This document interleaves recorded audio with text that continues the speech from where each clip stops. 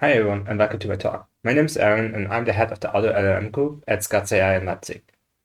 Together with my team and collaborators, we work on methods to automate various workflows of large language models to make them more resource efficient. In this talk, we will specifically look at the inference cost of LLMs, that is, the time and compute resources which the LLM needs to generate some new text, and how we can reduce this cost by compressing the model. Since the release of ChatGPT, we've entered the area of large language models. In recent years, the number of models has exploded, with an increasing variety of both open and closed models available. With the success, they are now being deployed in a growing number of applications, such as, for example, chatbots and coding assistants. However, since large language models are, very large, they require a tremendous amount of computational resources. And a growing concern is the energy consumption and the cost associated with using the extensive computational infrastructure that is necessary to run and host those large language models. This applies not only to the expensive training process, but also to inference. For example, a single query to ChatGPT is estimated to consume 6.79 watts per hour of energy, which is equivalent to using a 5-watt LED bulb for 1 hour and 20 minutes. As the adoption of large language models increases, we anticipate that the inference costs in terms of latency, energy consumption, and dollar cost for hosting endpoints will continue to grow. Since inference costs recur with every query, they will eventually exceed already substantial costs that currently comes with training these large models. So before we look into model compression to reduce this inference costs, let's do a quick recap on large language models. So how does a large language model work? Well, most large language models are based on a transformer architecture, more specifically a decoder-only transformer architecture. At a high level, transformers are fully sequential models, processing tokens in parallel, which makes them highly efficient for large-scale language tasks. Given the sequence, transformers first encode each token as a numerical vector and then pass these representations for multiple blocks to predict the probability of the next token given the current input sequence. Here, each block consists of a multi-head self-attention mechanism, which computes similarities across tokens and a feed-forward neural network. Once a model is trained or fine-tuned, it's typically deployed in application, for instance.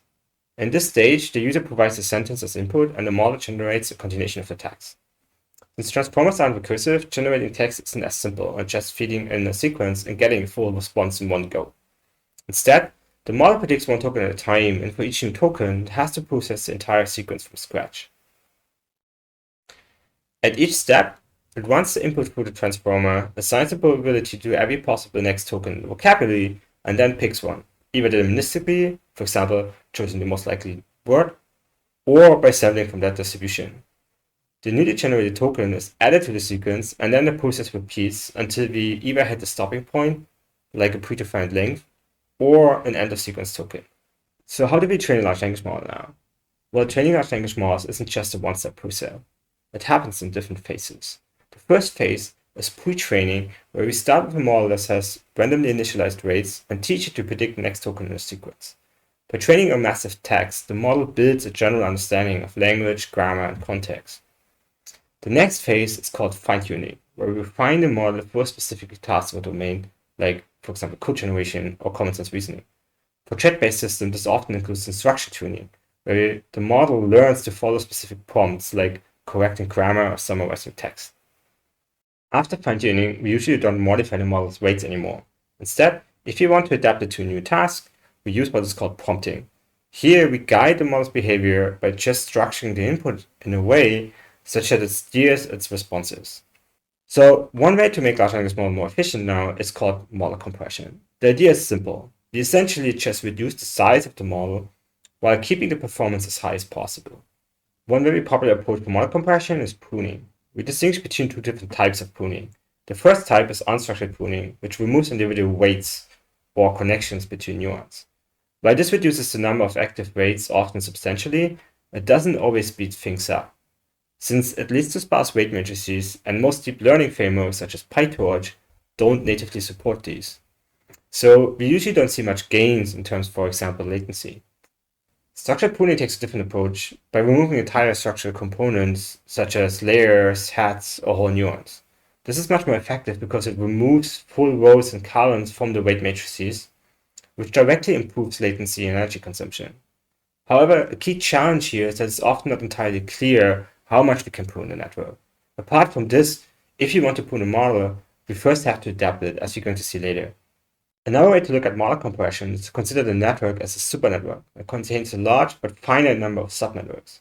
For example, on the left, we treat our simple one-layer network as a supernetwork, and by changing the number of hidden neurons, we can extract 4 different subnetworks. For example, one with a single hidden neuron, here shown in orange, or another one with 3 hidden neurons, here in blue. Now the question is, how do we select the right subnetwork? There's a trade-off between model size and validation performance, and it's often unclear how much we can actually prune the network without deteriorating performance too much. Ideally, we want to find a Pareto form of subnetworks that optimally balance between parameter count or latency and validation performance.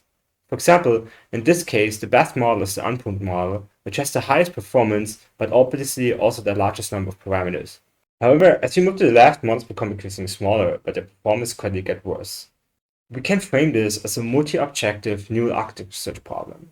Our goal is to jointly optimize 2 or more objectives, where the first objective typically quantifies performance, for example, by measuring the complexity on a hollow validation set. The other objectives assess the efficiency of the network, such as latency, memory footprint, energy consumption, or model size in terms of parameter count. Here, the input to our multi-objective problems is feature, which characterize the architecture of the subnetworks that we want to extract from our supernetwork.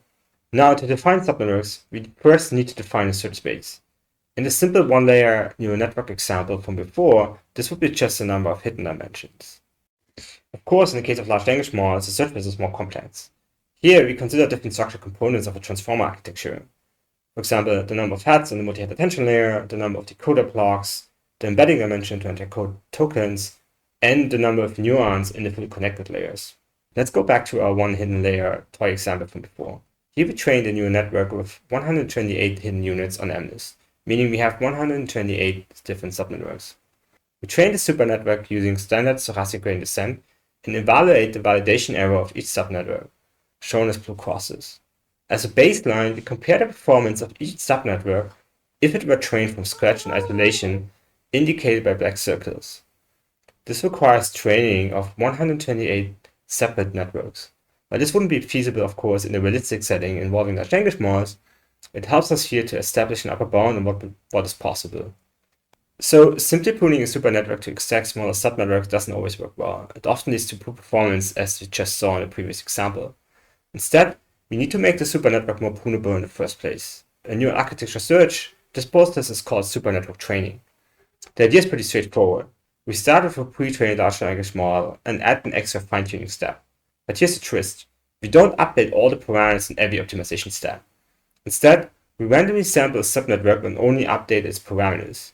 By training the model this way, we ensure that different subnetworks learn meaningful representations, making them more effective when extracted. This means that instead of just cutting away parts of the network and hoping for the best, we're actively training it to be more adaptable from the start.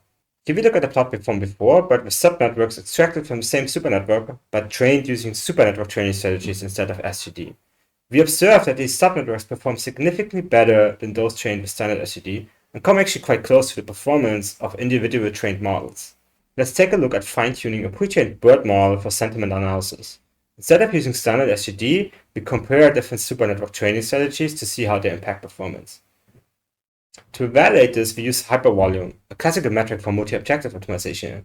The idea is simple. The higher the hypervolume, the better the quality of our Pareto form. So what do we see here? Supernetwork fine-tuning consistently produces much better Pareto forms for subnetworks compared to standard SGD. So in other words, training the supernetwork this way makes these extracted subnetworks far more efficient and effective. When extracting a subnetwork, we typically select the first entries, such as the first heads in the multi-head attention layer or the first units in the fully connected layer. However, these are not necessarily the most important ones. One useful property of transformers is that we can rearrange the number of heads or units without affecting the model's output.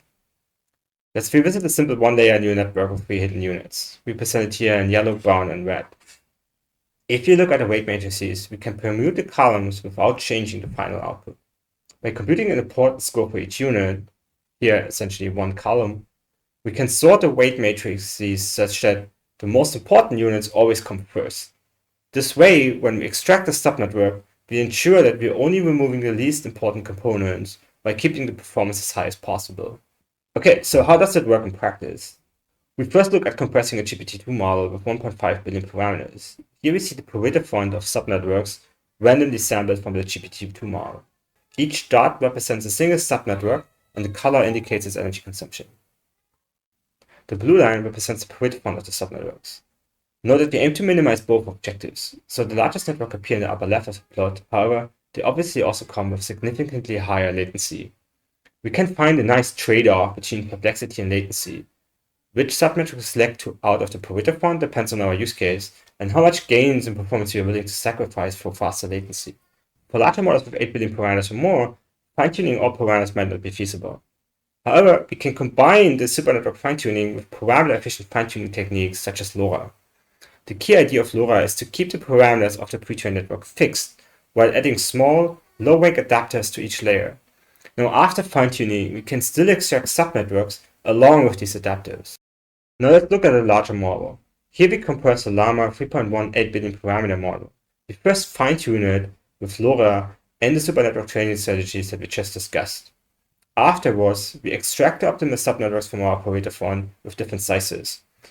We evaluate each subnetwork on downstream tasks for common sense reasoning and math exams question using few-shot prompting. Now here we plot the average accuracy across different common sense reasoning tasks versus latency, indicated by the black line. Additionally, we compare our results to several state-of-the-art structured pruning methods from the literature. We observed that our NAS approach identifies subnetworks that achieve the same or higher performance while maintaining lower latency to those baselines.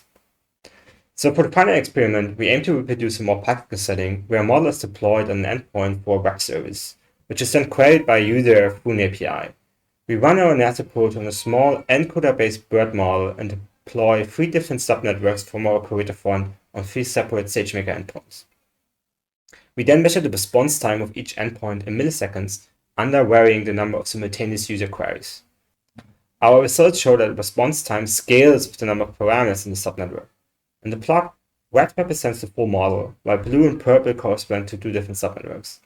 The solid line indicates the median response time, and the dashed line indicates the mean across multiple repetitions. For a higher number of concurrent users, we observe throttling effects in some repetitions, where the system failed to respond, leading to the discrepancy between the mean and median performance.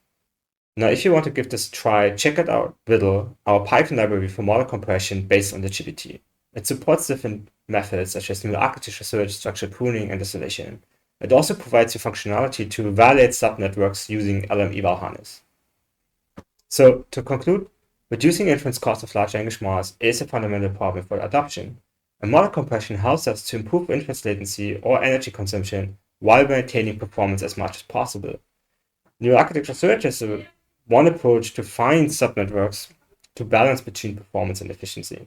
So thank you very much for your attention, and I'm happy to take any questions.